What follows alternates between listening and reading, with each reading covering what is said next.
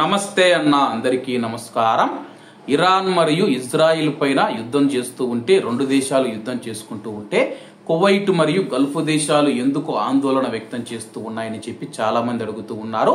ఇక్కడ కీలకమైన విషయం ఏంటంటే కానీ అమెరికా యుద్ధంలోకి ఎంటర్ అయిన తర్వాత ఈ ప్రాంతాలలో ఉన్న సైనిక స్థావరాలను లక్ష్యం చేసుకొని మేము దాడులు చేస్తామని ఇరాన్ ప్రకటించింది. దీంతో కువైట్ కానీ సౌదీ కానీ యుఏఈ ఖతారు బెహ్రన్ దేశాలు ఒమన్ దేశాలలో మనం చూసుకుంటే అమెరికాకు చెందిన సైనిక స్థావరాలు అయితే ఉన్నాయి. వాటిని లక్ష్యం చేసుకొని దాడులు చేస్తే కానీ ఆయా దేశాలు తీవ్రంగా నష్టపోయే అవకాశాలు ఎక్కువగా ఉన్నాయి.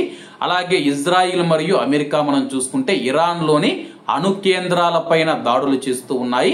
ఈ యొక్క అణు కేంద్రాలపైన దాడులు చేయడం వల్ల అక్కడ పేలుడు సంభవిస్తే రేడియేషన్ అనేది ఎక్కువగా ఉంటుంది.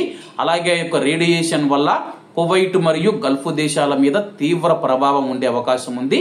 దీనివల్ల నష్టాలు కూడా ఎక్కువగా ఉంటాయి. అలాగే ఉదాహరణకు మనం చూసుకుంటే క్లిష్టం విపత్తు అని చెప్పేసి సోవియట్ యూనియన్ రష్యా 1957లో చరిత్రలోనే అత్యంత దారుణమైన అణు ప్రమాదాలలో ఒకటిగా పరిగణించబడుతూ ఉంది. అణు వ్యర్థాల ట్యాంకులలో ఒకదాని శీతలీకరణ వ్యవస్థ పనిచేయకపోవడం వల్ల మాయక్ అణు కేంద్రంలో భారీ పేలుడు సంభవించింది. దీని ఫలితంగా ప్రమాదకరమైన రేడియేషన్ లీక్ అయ్యింది.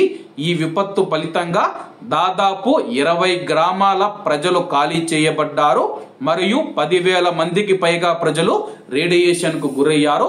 అంటే కేవలం అణు వ్యర్థాలను క్లీన్ చేసే ట్యాంకు పేలితేనే పెద్ద ఎత్తున అయితే ప్రభావం చూపింది.